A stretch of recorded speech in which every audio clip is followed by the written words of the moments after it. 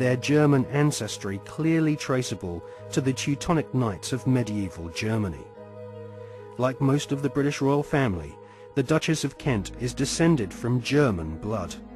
Her German ancestors have throughout history been members of the Illuminati secret society network. The British royal family's name is not Windsor.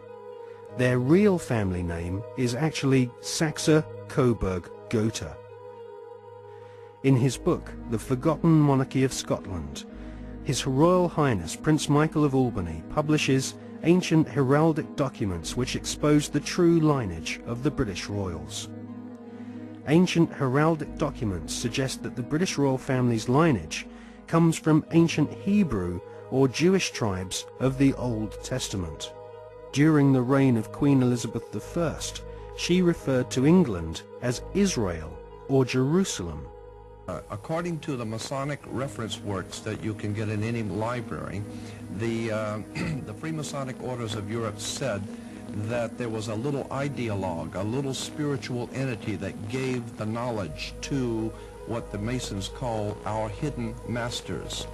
That's what Freemasonry refers to those who lead world Freemasonry. They don't know who they are. No Freemason knows who the actual leaders of the world organization are. They call them our hidden masters. Well, according to the reference works, there is a little spiritual entity that guides the world Freemasonry, and they call him Yoda. And in the reference works, you'll see this little creature with the pointed ears, and he's called Yoda. Yoda goes back to Judah, or Judah, which goes back into British Israel World Freemasonry, going back to the time of the founding of England, and that's why they're today called British. The British, it's a very big difference between being English and British. Brit is Hebrew for contract or a covenant, and ish means man in Hebrew.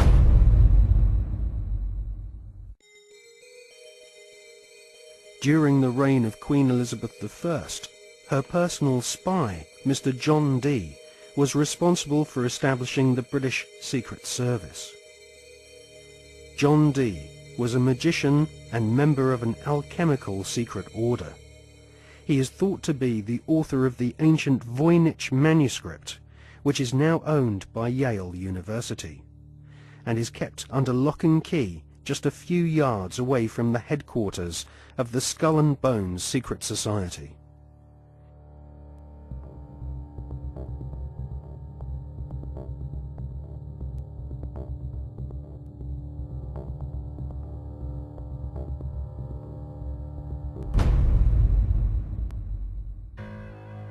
The Duchess of Kent might be ashamed of her father having been a member of the SS, but she might equally be keen to play down the fact that her husband, the Duke of Kent, is Britain's most senior royal Freemason.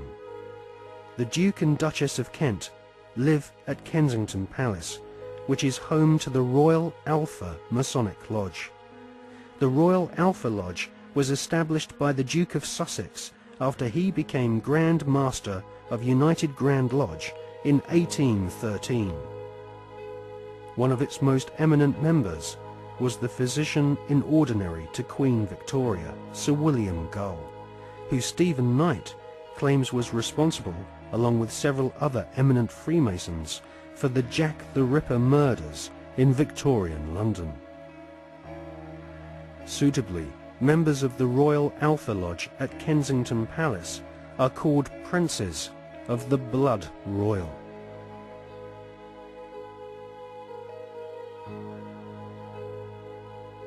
Secret societies across the planet proudly claim to have geniuses such as Mozart and kings amongst their membership. But none of these secret societies allow their members to speak of the rituals which go on behind closed doors in palaces and government buildings around the world. The satanic rituals of Freemasonry have been practiced by several kings of England, but all those questioned sweep Freemasonry's darkest satanic secrets under a very plush carpet.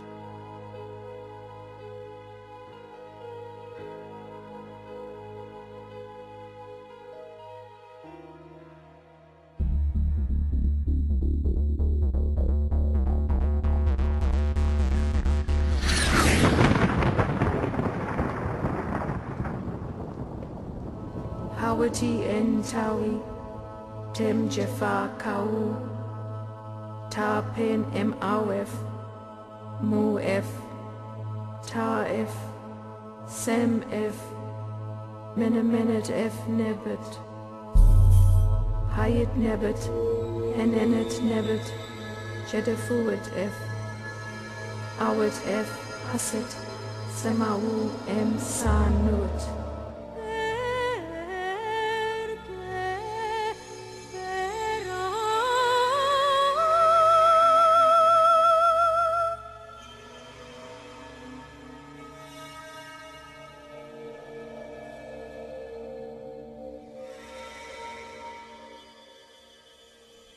One of the most influential secret societies spawned by the Bavarian Illuminati is the Order of the Golden Dawn. It was founded in 1887 by a Freemason, William Wynne Westcott, who claimed to have deciphered a coded alchemical script containing initiation rituals of a secret German occult order called Die Golden Dämmerung. Westcott already had plenty of experience conducting occult rituals. In 1865, he had helped establish a Masonic order called the Societas Rosicruciana, inspired by the Jewish magic of the Hebrew Kabbalah. These rituals are still enacted at study group meetings at the United Grand Lodge in London. For many years, the Golden Dawn held its meetings at the London headquarters of the Mark Masons. The Golden Dawn was plagued with scandal as rival high-ranking Masons wrestled for control of this influential Victorian secret society.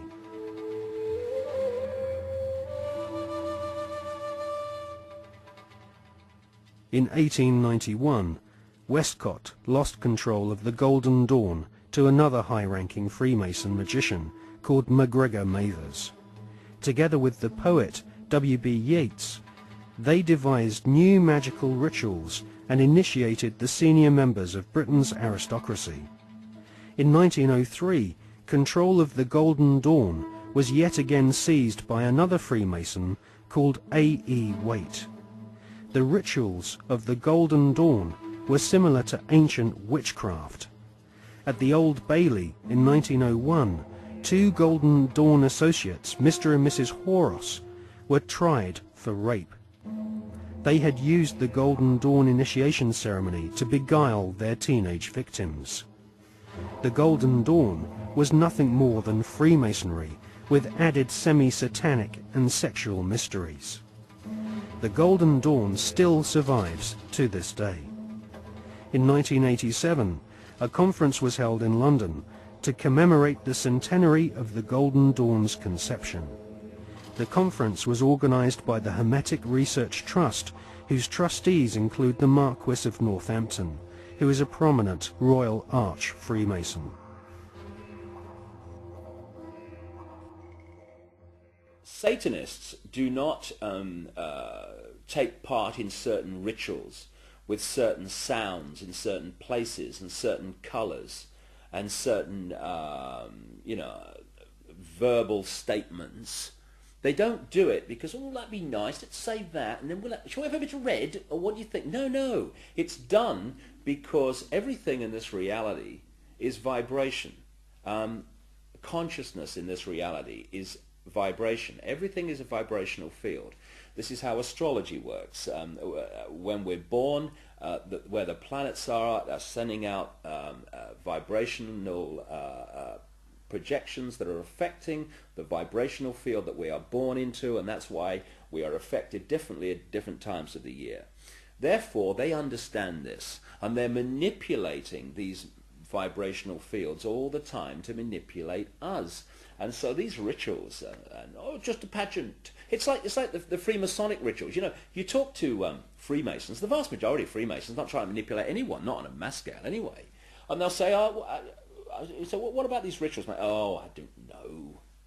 To do silly things, you always try to leg up and bare your bloody breast. I don't know, it's some ancient bloody tradition. I don't know what it's all about. Anyway, they do a nice dinner, so you only have to do it once. They don't realise that these initiation rituals are actually set up to affect the participants in a certain way that allows these other dimensional entities, which folklore have talked about for thousands of years all over the bloody planet, this theme of possession by demons.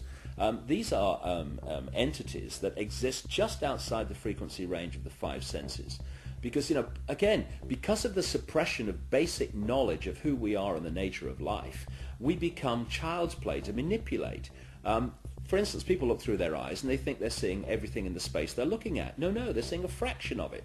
They're seeing a tiny frequency range that the five senses can access. Just like if you tune to radio 1, you get radio 1. You don't get radio 2, you get radio 1. And this is why, if there was a cat in this room now, it might be reacting to what is to us here empty space. But it's not empty space to the cat because it has a greater visual frequency range. Now, just outside the frequency range of the five senses are entities that are manipulating this five-sense reality through these particular bloodlines. And one of the key places where this possession takes place is during these satanic rituals and gatherings, when the vibrational environment is created by the ritual that allows this takeover of the mental and emotional processes of these people to take place. And this is why you'll meet so many people who've known famous politicians and stuff when they started in politics or before they came into politics. And they'll say, mate, that guy ain't the bloke that I knew. Well, mentally and emotionally, that's literally